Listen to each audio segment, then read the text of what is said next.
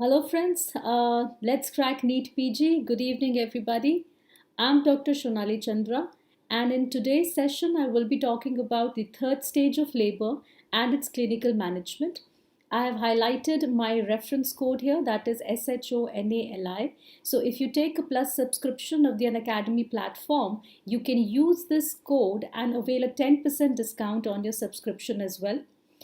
Unacademy is India's largest learning platform. The advantages of taking a plus subscription is that it will give you access to unlimited live and recorded sessions from India's best educators. You'll get daily live classes where you can chat with your educator, ask your doubts and queries, and get them solved there and then. So it's like a live classroom experience. The courses are structured keeping in line with the latest NEET PG syllabus. There are also live tests and quizzes which will help you evaluate your performance as you go along. And most importantly, one subscription gives you unlimited access. You can watch all of the live sessions from all of the faculties who are available on the platform. And even if you miss out on the live sessions, you can always go back and watch the recorded versions from the comfort of your own devices. Top educators are associated with the platform like Dr. Nikita Nanwani, Dr. Mohammad Azam, Dr. Preeti Sharma, and Dr. Devesh Mishra sir for pathology. All 19 subjects which we need to prepare for our examinations, they are covered on the platform, and every now and then comprehensive batch courses and also short duration crash courses, they keep getting launched. So you can check out the ongoing courses in the platform as well. And as far as the subscription packages go, you can take one depending upon your need and requirement. So if you are targeting the upcoming exams, you can take a crash course, you can take the 3-month and 6-month subscription. And for those of you who are targeting the next year mid-year exams, you can take the 12-month subscription because it will give you ample time to go through all of the sessions and even leave you enough time in the end to revise. And it turns out to be more economical also in the longer run, rupees 2083 per month. And for those of you who want a slower pace of preparation, you're still in your third year or final year, and of course you're juggling hospital duties and schedules and classes and clinics all together at the same time, then you can take the 24-month subscription. It turns out to be far more economical in the longer run, rupees 1250 per month. And if you subscribe using my code, that is SHONALI, then you can avail a 10% discount on whatever subscription package that you decide to choose from. Now, coming back to the session at hand, we are going to talk about the third stage of labor and its clinical management. Okay. So this is a very, very important topic. It is a very basic topic as far as the management of labor is concerned. And most importantly, questions are definitely asked from this topic. And also to understand the complications in the third stage of labor, to understand postpartum hemorrhage. This is a foundation block topic, right? So we're going to talk in this session about what happens in the third stage of labor, how the placental separation takes place, how do we identify the signs of placental separation, and how do we clinically manage the third stage of labor. Okay. So let's get started. And in the end, I will also be talking about some of the important questions that have been asked in the recent examinations because they give them in a lot of permutation, combination type of methods. They mostly ask you about active management of third stage of labor. So I will be touching upon that as well. So good evening, Prabhat. Good evening, Uja and Shweta, who have joined, and I can see your messages. Welcome. So let's begin. Now, what is the third stage of labor? Now, we know that the baby has delivered. In the first stage of labor, there is going to be the dilatation of the cervix. There's going to be full dilatation that is going to be achieved. In the second stage, the baby is going to deliver. And finally, in the third stage of labor, there is going to be delivery of the placenta. So the third stage begins after delivery of the baby and ends with the placental delivery. So how long does the third stage of labor last? What is the duration? Now, if we allow the third stage of labor to progress on its own without any intervention, that means we allow the placenta to separate on its own and let nature takes its course, it takes about 15 to 20 minutes on an average, right? So with expectant management, the duration of third stage is somewhere around 15 to 20 minutes. But when we intervene, okay, when we intervene in the form of active management of third stage of labor, the duration is somewhere around between 5 to 10 minutes. So the duration is shortened when we go for active management of third stage of labor. Now let's talk about how this placental separation takes place, right? Now you can see here immediately after delivery of the baby, the placenta is still attached to the uterus. Now this has to separate. You can look at the area of the placental attachment. You can see here this is the placenta. It is attached to the decidua basalis here, right? So how does placental separation takes place? Now immediately after delivery of the baby, there is a sudden decompression inside the uterine cavity, right? The uterus shrinks in size, the placenta is still inside. Now how does this uterus shrink in size? It also, of course, the baby has delivered, but that's not only all. The important thing here is uterine contractions. It is the uterine contractions which are important in shrinking the size of the uterus. Why so? Because with each uterine contraction, the muscle fibers, they become smaller and smaller in size, right? So with uterine contractions, what happens is retraction of the muscle fibers. So if a muscle fiber is this long, after delivery, it is going to contract and retract at the same time. It's going to become smaller, again contract and retract, going to become smaller. So uterine contractions occur, retraction of muscle fibers takes place, and when that happens, look how small the uterus has become. The uterus shrinks down in size, and that causes buckling at the site of placental attachment. So this is the site of placental attachment here. All right, and the shrinkage of the uterus is going to create a buckling effect on the placenta. The placenta is going to buckle and it is going to get sheared away from its attachment to the decidua basalis. So the most important factor which is promoting placental separation is uterine contractions. This is the most important factor. And it is important to understand here that if the uterus doesn't contract, then the placenta might not separate. Okay. Now, the important thing that happens next is shearing of placenta from its attachment, like I told you, because of the uterine contractions and retraction. And very, very important direct question asked in your NEET PG examination, the plane of placental separation is at the spongy layer of the decidua basalis. I have elaborated on this in yesterday's session already. Okay. Now, moving on further, let us talk about the methods of placental separation. Right? So placenta can separate by different mechanisms. The two important methods of placental separation are shown in the figure here. Right? On the left side, this side here, we have the Schultz method, right, which is the central method of placental separation. And on the right side here, we have the Matthew-Duncan method, which is the marginal method of placental separation. So as the name suggests, an easy trick to remember is that Schultz has C in the spelling. So you can remember Schultz and central method of placental separation, Matthew-Duncan M, and marginal method again M. So that's an easy trick to remember. So what happens in the Schultz method is that the center of the placenta separates first. Okay, so that is why it is called as the central method of placental separation. Now when that happens, you can see here blood is collected behind the placenta, and this is what we call as a retroplacental hematoma, right? So blood collects behind the placenta and it keeps collecting. So slowly separation starts from the center and extends to the periphery, and the whole of the placenta will get separated eventually. And when that will happen, you can understand here that it was the contractions that initiated the separation of the placenta. It is the same uterine contractions which are going to push the placenta out of the uterus into the lower part of the birth canal and outside, right? So the delivery delivery of the placenta is also going to be facilitated by uterine contractions only, right? So when that happens, you can see here that when that happens, and in the central method of placental separation, it is this part of the placenta. These are the membranes. These are the fetal membranes. They are covering the fetal side of the placenta here, right? So you can see that it is this side of the placenta, that is the fetal side of the placenta, this blue side.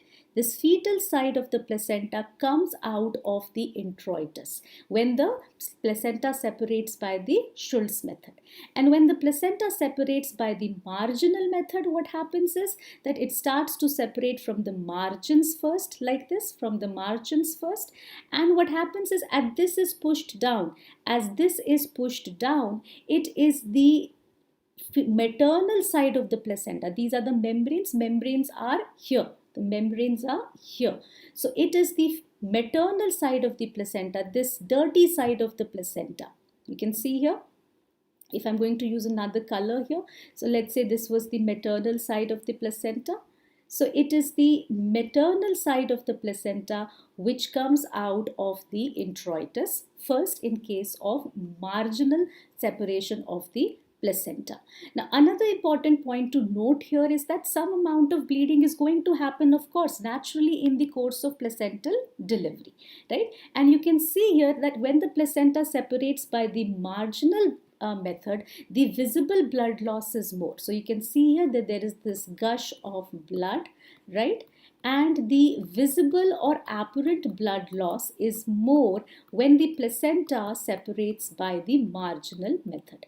Whereas when the placenta separates by the central method, there is no gush of blood here, right? But it doesn't mean that blood is not getting lost in the process. So visible blood loss in the case of Schultz method is going to be less. Okay. So these are the two methods of placental separation. You ask me which is the commoner method, then Schultz method is the more common method. So in 80% of cases, it is the Schultz method of placental separation that occurs. All right. Now, moving on further, let's talk about the signs of placental separation. This is what happens during placental separation. How will we identify when we are conducting the delivery? How will we identify that placental separation has occurred? So for that, you need to know what are the signs of placental separation. So let's have a look. When the placenta separates, can you see here? This is the placenta that has separated. Okay, and we have this here, what is collecting blood behind the placenta, all this blood getting collected behind the placenta. Okay, so think of it like a balloon which is filled with water and there is a ball inside. Think of it like a balloon which is filled with water and there's a small ball inside. If you move that balloon, you're holding that balloon and you move that balloon, then you can feel the ball from one end to the other end, right? So that is what is called as ballotment. So this exactly what happens is in the signs of placental separation is that the uterus becomes more globular. Okay, it becomes more firm. It becomes firm because it is contracting. The uterus, if I place a hand on the abdomen, it will feel very firm because it is contracting, right? So it is a contracting uterus. That's why it feels firm, right? It becomes globular and it becomes ballotable. Mind you, this is the first sign. Question asked in exam, this is the first sign that takes place. The other important thing is it's a very subtle sign. It can be missed. Moreover, it will be difficult to elicit in an obese woman, right? It's easier to, palpate the uterus. It is easier to elicit the ballotability if the woman is lean and thin. But if the woman has a thick pad of fat on the abdomen, she's obese, then it's difficult to elicit. So it's a subtle sign, it might get missed. What happens next is that the placenta is going to separate and further down this blood is going to trickle out, isn't it? So there can be this gush of blood. But gush of blood is also not a very definite sign because I told you that there might not be a gush of blood if it's a central placental separation. Gush of blood is more commonly seen in the marginal method of central or marginal method of placental separation. So these are some of the signs which are early, subtle, and not very specific, right?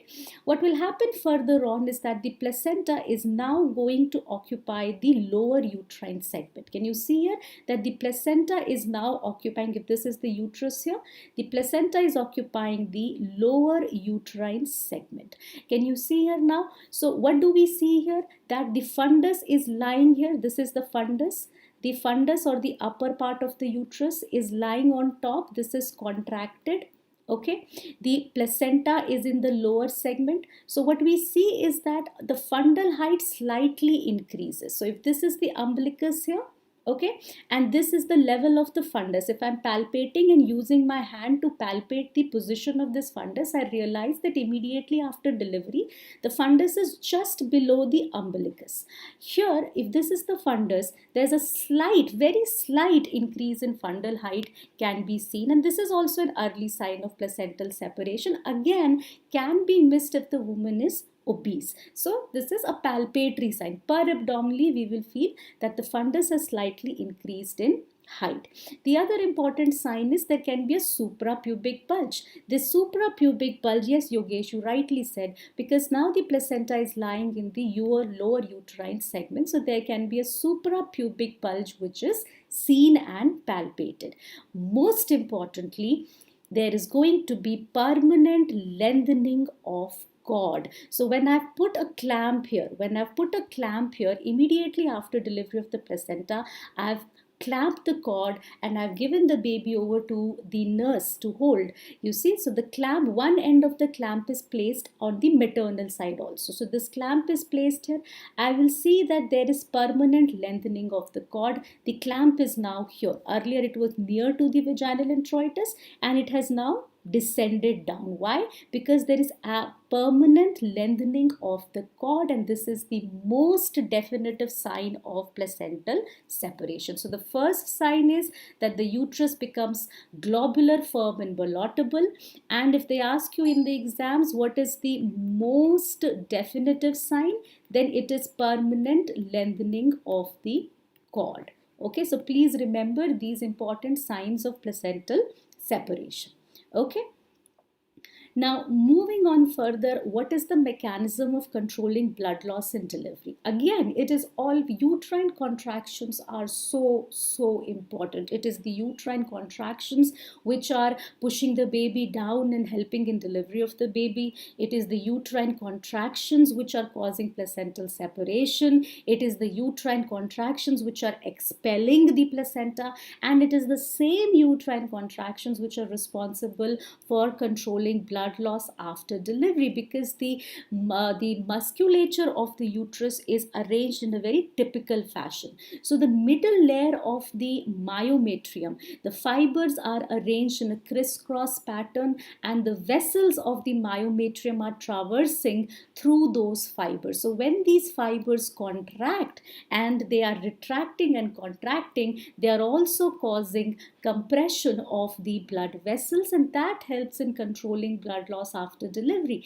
And that is the reason why they ask you in exams, question direct, the middle layer of the myometrium is what we call as living ligatures, okay? Because the myofibrils, the myometrium is divided into three layers, right? The outer longitudinal, the middle layer is there, and then the inner circular layer is there. Now, the middle layer of the myometrium is what we call as living ligatures, because it is the uterine contractions which are going to control the blood loss after delivery. So you can figure out that if the uterus is not contracting, the placenta might not separate, the placenta might not get expelled out. If the uterus doesn't contract, the bleeding after delivery is not going to stop. And that is also the reason why atonic uterus, or the failure of uterus to contract after delivery, is the most important and the most common cause of postpartum hemorrhage or excessive blood loss after delivery. Okay, so this is about the mechanism of controlling blood loss here. Now, moving on further, let's talk about the clinical management of the third stage of labor. So the clinical management can be expectant management, like I told you, when we wait for the signs of placental separation. Once we have determined that the placenta has separated by eliciting all those signs that I talked about, when those signs have come, then we allow the placenta to deliver spontaneously on its own, just keeping care and watch that the uterus is contracting. That's all. So that is expectant management. Okay, so wait and watch and allow the placenta to deliver spontaneously.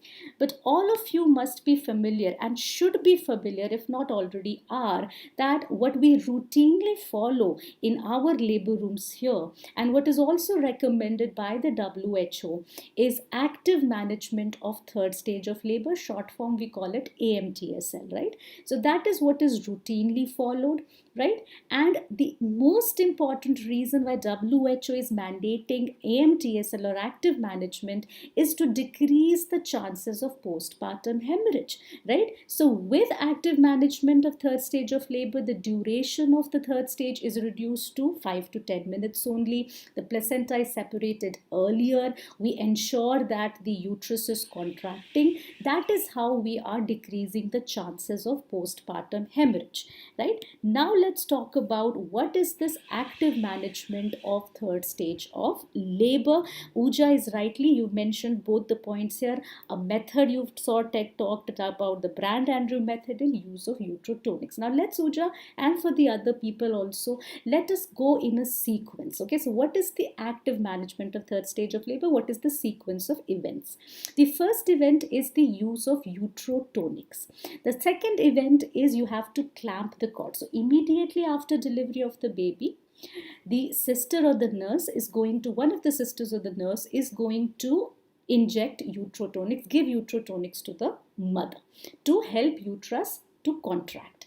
And then we are going to go for delayed cord clamping.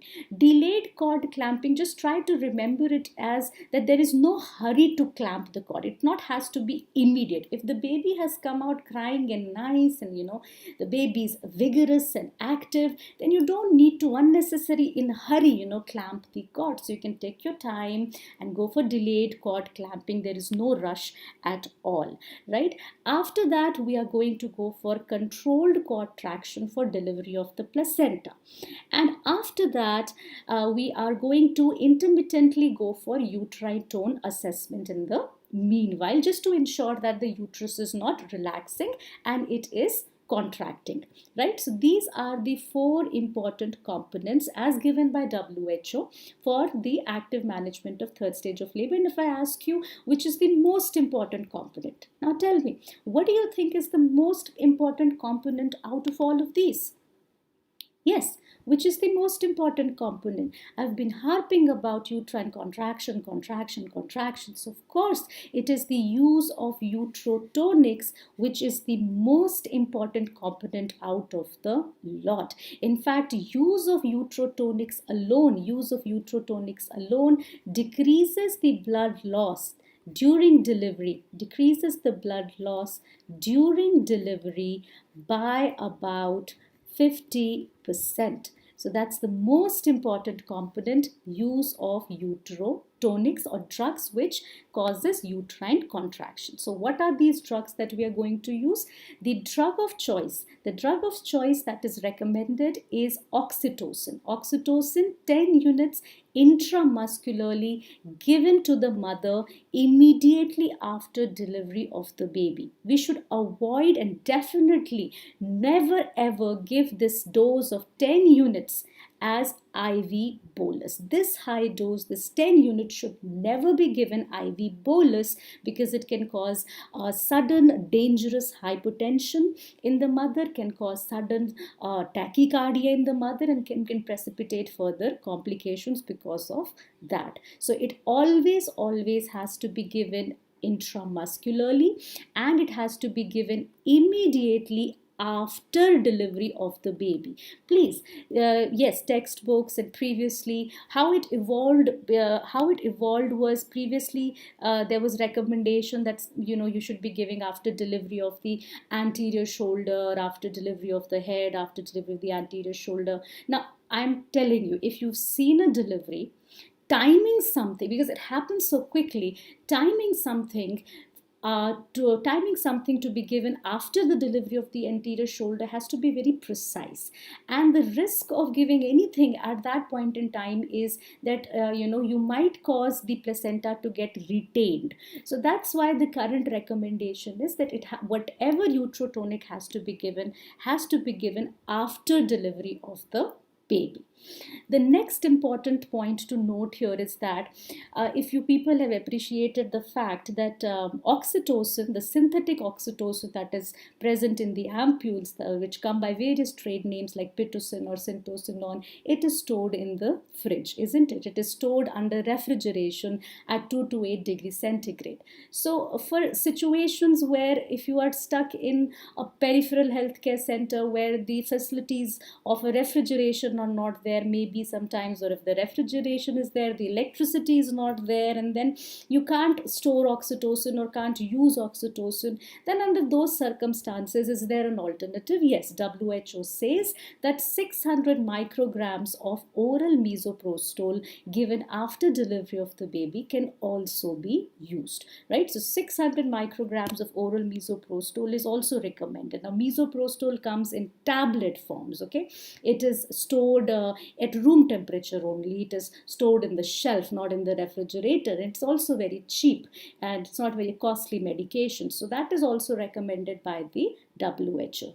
Please also remember that methergin, methyl ergometrine, is not preferred. The government of India does not recommend methergin for active management of third stage of labor, and the reason for it is that methergin, causes forceful contractions of the whole uterus. Now, oxytocin, the drug oxytocin acts in a more physiological manner.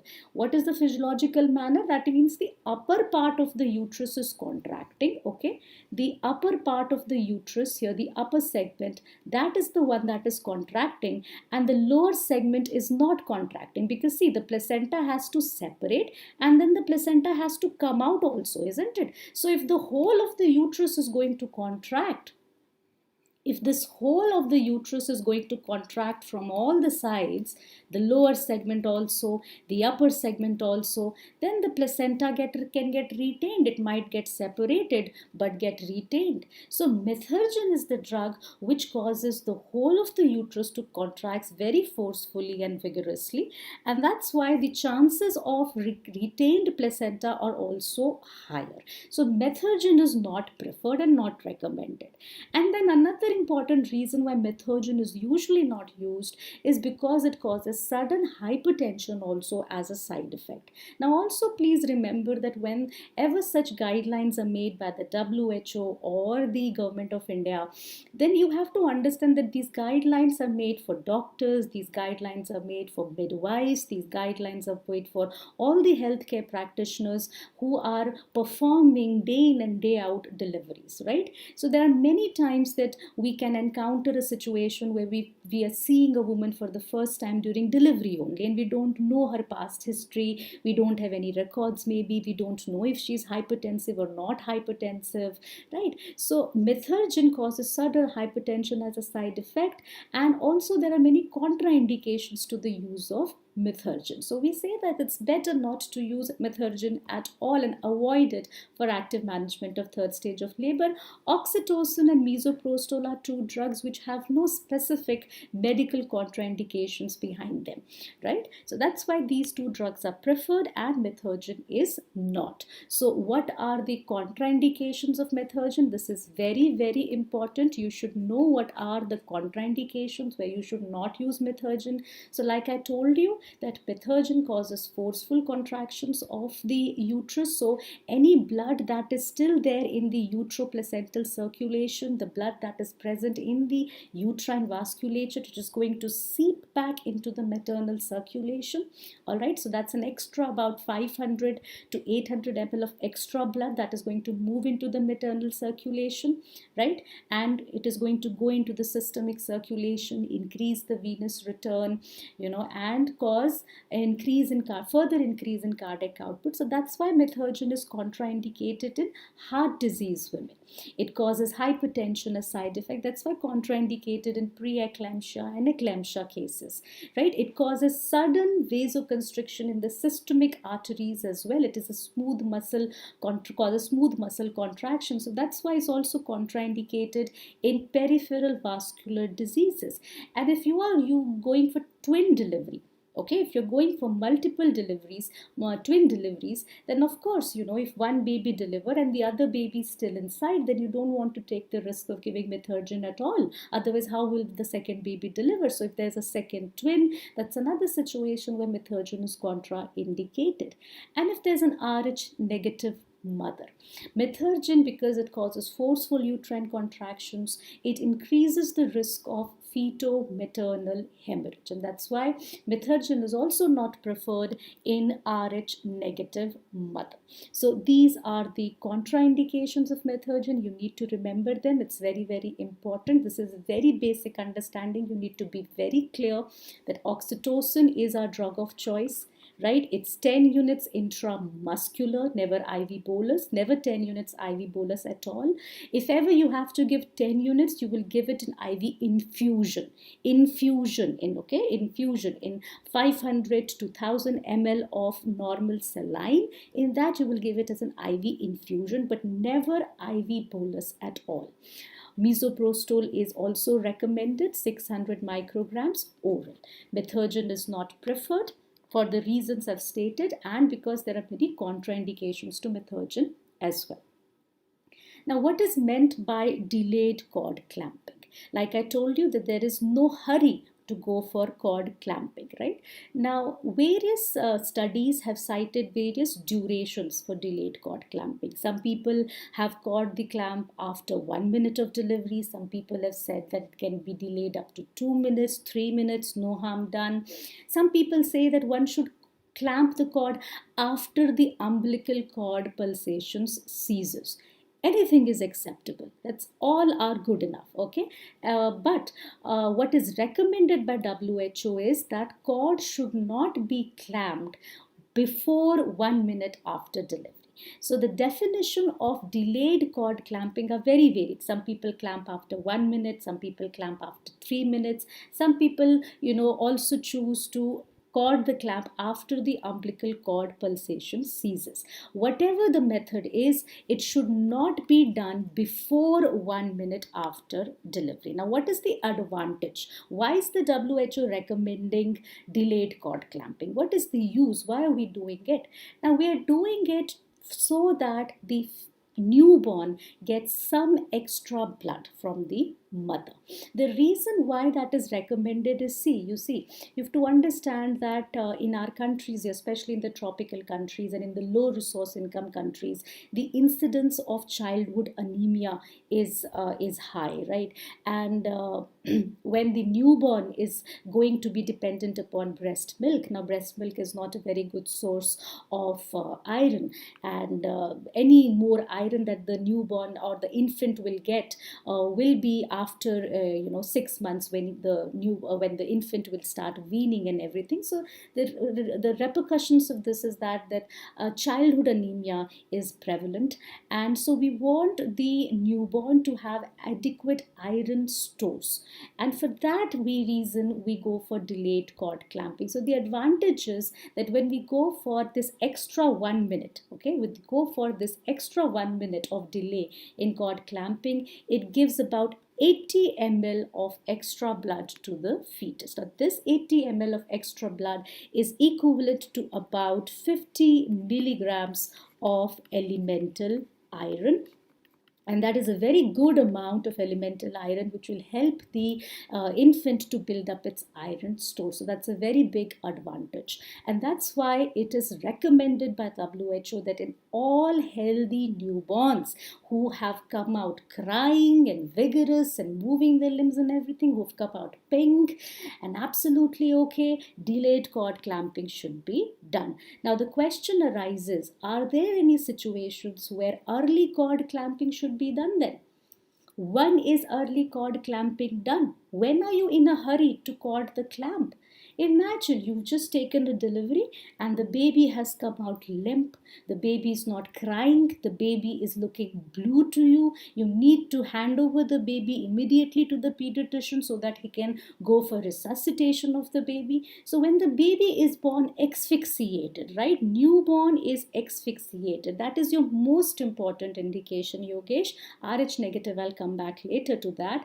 When the most important indication is when the newborn is asphyxiated, then you want to quickly clamp the cord, cut the cord, and give the baby off to the pediatrician for resuscitation to start. The other indication is that when you know already that there is a heart disease in the baby and that the baby will not be able to tolerate the extra amount of blood. So if there's a known heart disease of the baby, then early cord clamping is done. The third important indication is, and these are all commonsensical indications, you will understand them, it will make sense to you. Whenever you've just delivered the baby, all right, handed over to the sister, you are waiting to clamp the cord and you realize that the mother is bleeding excessively. The placenta is still inside, but the mother is bleeding excessively in the third stage. So how do you stop that? Then you are in a hurry to deliver the placenta. You're going to quickly clamp the cord, cut it, keep the baby aside and pay attention to the mother, and then start the resuscitation of the mother. So whenever there is excessive maternal bleeding in the third stage, that is another indication of doing early cord clamping. Now these are the three most important universally accepted indications of early cord clamping. RH negative pregnancy. Okay, by RH negative pregnancy, I mean RH negative mother, right? Now, earlier, there is this doubt here that why do you want to go for early cord clamping in a case of RH negative pregnancy? Yogesh? Yes, the reason that has been cited is that the longer the placenta remains attached to the uterus, more the chances of feto-maternal hemorrhage. Okay, I agree that there is a potential risk there for increased feto-maternal hemorrhage. But for that, we are giving anti-D prophylaxis after delivery to the mother, aren't we? We have methods of going for the KB testing and everything, and we can calculate the exact amount of feto-maternal hemorrhage, and we can give anti-D to counteract that.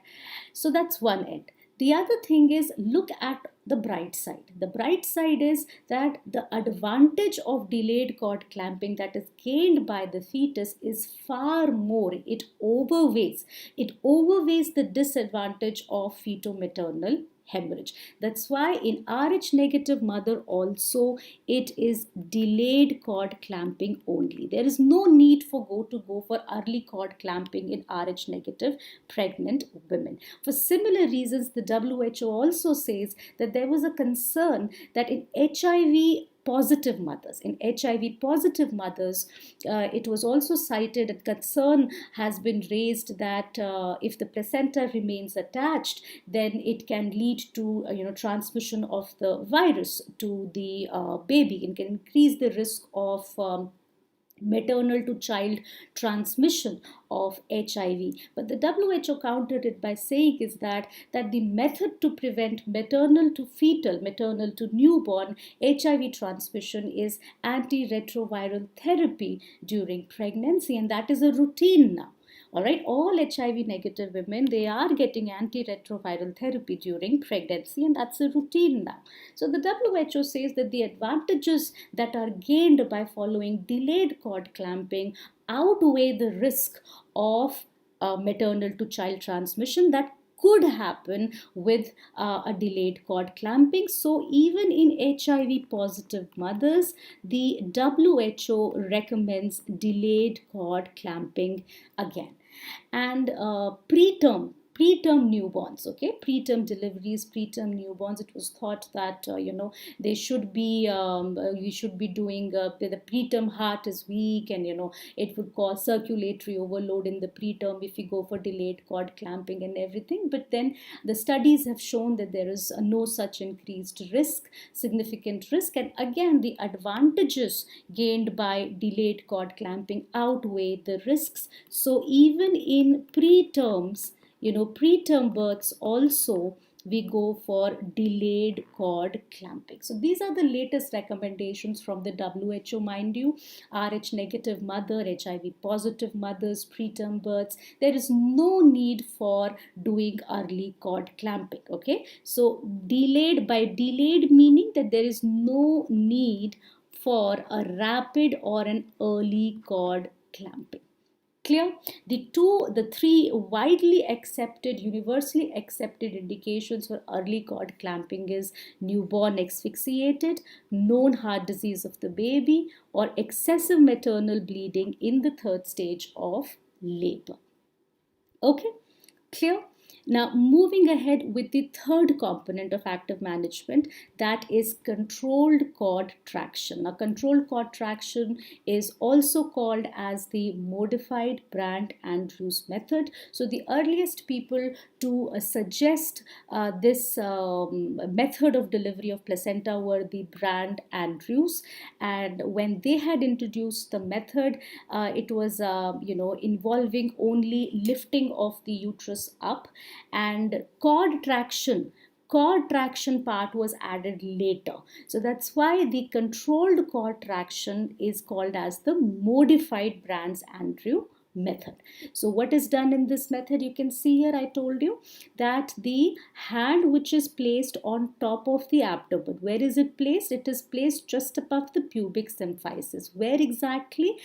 Somewhere at the junction of the upper segment of the uterus and the lower segment of the uterus. So at this junction here, perabdominally this hand is placed and pressure is applied in the upward and the backward direction. Okay, so pressure is applied in the upwards and backwards direction. Okay, and on the other hand, simultaneously you can see here that one arm is giving traction to the umbilical cord in a controlled manner. What is so controlled about this traction? Which traction on the umbilical cord given in the backwards and downwards direction. So what is controlled here? What is so controlled about this cord traction? Can anybody decipher the meaning of controlled cord traction to me? What is, see, every word has a meaning here. Cord traction, yes, cord is given traction. Pull on the cord is, umbilical cord is done. But what is controlled here? What does controlled stands for? Controlled stands for, and it is very, very important to remember, do not give traction on the cord when the uterus is relaxed. That's your control. That is what you're trying to control. You don't have to keep pulling at the cord. You have to pull at the cord when the uterus is contracting. That's a very, very important requisite. Very, very important thing to remember, that you cannot pull at the cord when the uterus is relaxed. You have to do it in a controlled manner. You have to do it when the uterus is contracting. How will you know? How will you know that the uterus is contracting? This hand which is placed on the abdomen is going to help you to feel for the firmness of the uterus. It is going to help you to feel that the uterus is indeed contracting. And the reason why we are giving this pressure in the upward and backward direction, the reason we are giving this pressure in the upward and backward direction is that When you are giving the traction, it will cause the pulling the placenta out, you're doing that. But when you're giving this upward and backward direction, you're also preventing this fundus of the uterus to invert down or to turn on itself, right? So you are preventing inversion of uterus also at the same time. So wherever trained delivery personnel are present, who are the trained delivery personnel? Obviously, you doctors, we all are trained delivery personnel, MBBS graduates. One needs to be, as far as an MBBS graduate is concerned, one needs to know how to conduct a delivery at least, right? The auxiliary nurse midwives and the nurses who are working in the labor rooms, they are also trained birth attendants, right? So the WHO recommends that wherever trained birth attendants are available, a part of their training is controlled cord traction. They should be well versed in this, and then they should follow this method to deliver the placenta, because it is going to help in preventing inversion of the uterus. The control part is important. It is done when the uterus is contracted. And my next question to you is, yes, Uja rightly said, before placental separation, and I got a lot of answers here. Contraction, when contraction is felt. Very, very good. Extremely pleased that you all know this already, that it is very, very important that this method, control cord traction, is begin. We are going to begin this control cord traction with uterine contractions, okay, with uterine contractions, and we don't need to wait for signs of placental separation. We don't need to wait for the signs of placental separation.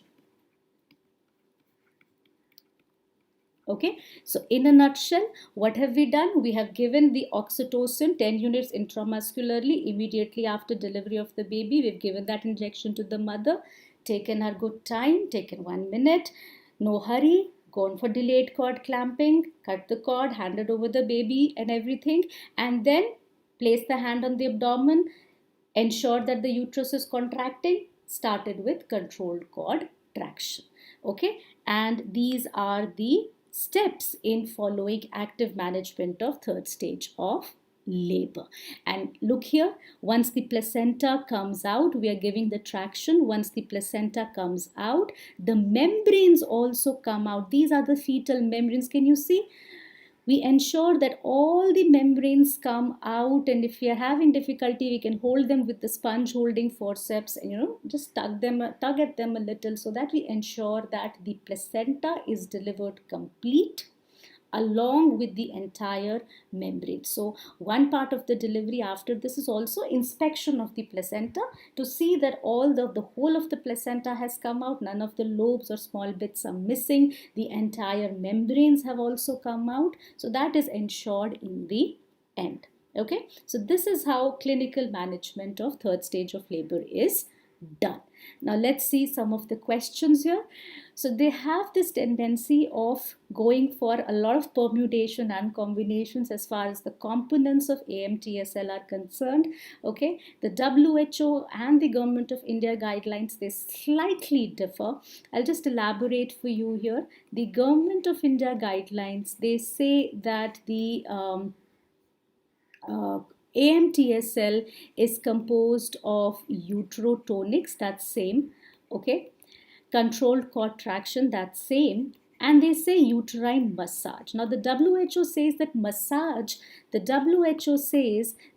massage, uterine massage which is done per abdominally. So per abdominally, place hand on the uterus and just massage it. So uterine massage adds no advantage according to WHO, and it is something that is not routinely recommended. So uterine massage is not recommended by WHO. WHO says intermittent uterine tone assessment. So that's just the slight difference. Okay, as far as the method of cord clamping is concerned, Government of India says has given no recommendation as such on delayed cord clamping or versus early cord clamping, but does maintain that there is no need for an early cord clamping. So they says that the cord should be clamped in good time.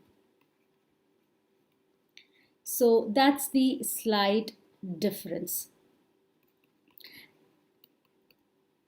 Right.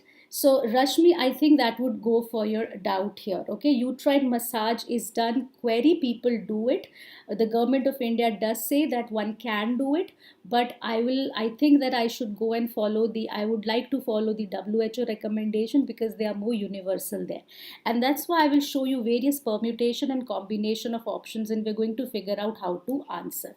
So, if this was the question, all are components of AMTSL except. If this was the option here, then oxytocin, yes. Controlled contraction, yes.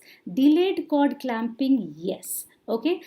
But uterine massage is not a component. So I need you to remember the WHO ones here, right? So uterine massage, though recommended by the government of India, shows no definite benefit. Okay, the most important component is uterotonics and then controlled cord traction. Delayed cord clamping is something that is routinely recommended. Okay, even by government of India, delayed cord clamping is definitely done.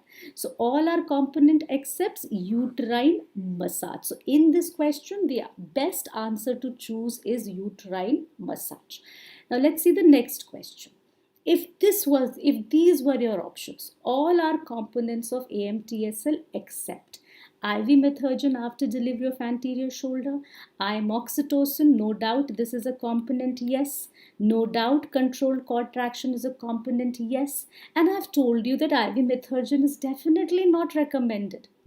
Okay, it's something that is not preferred, and no business giving anything after delivery of the anterior shoulder. Whatever has to be given after delivery of the baby completely. So here the answer would be option number A. So depending upon the options provided to you in the question, uterine massage could or could not be in the active management of third stage of labor. I've given you what the WHO says. Okay, those are the universal guidelines. All right. But yes, in this question, your massage can be included in the component here because IV methergin is something that is definitely not recommended. Clear? You see the difference here? Okay. Now let's see another question. All are components of AMTSL except. And these are questions that I have not created, mind you. I've picked them up from the previous year examination. They keep on asking this question every year or maybe every other year. So now, what are the components of AMTSL except oxytocin, control cord traction, uterine massage, or early cord clamping? Now you know that there is no reason, unnecessary reason for early cord clamping unless there are some valid indications. So early cord clamping is not a component. So in this, out of these four options, which is not a component, early cord clamping is not a component. Clear? Now let's see the next question. This is the most recent. Now this question this is something that was not asked, has been asked earlier. It was a new form of asking this question. This was asked in JIPMER 2020 June this year. JIPMER paper. So what is not done in the third stage of labor? Controlled cord traction after placental separation, controlled cord traction before placental separation, uterine massage, or oxytocin injection. We are very certain oxytocin injection is done. Yes, it is done. Controlled cord traction is done before placental separation or before signs of placental separation. So what is not done? After placental separation. So placental controlled cord traction is done with the first uterine contraction. With the first uterine contraction, when we have already given 10 units IM oxytocin after delivery of the baby. Okay.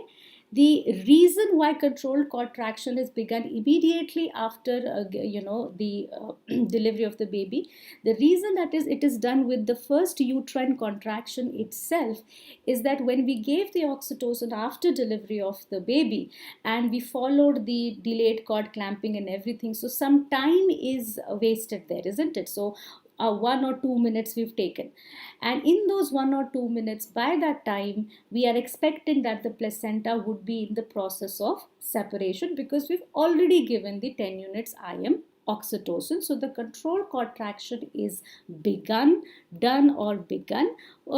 taking the opportunity of the first uterine contraction itself. So it is begun before placental separations, or without waiting for the signs of placental separation. CCT is begun. So that's why in this question, what is not done is CCT after placental separation. We do it before the signs for placental separation come.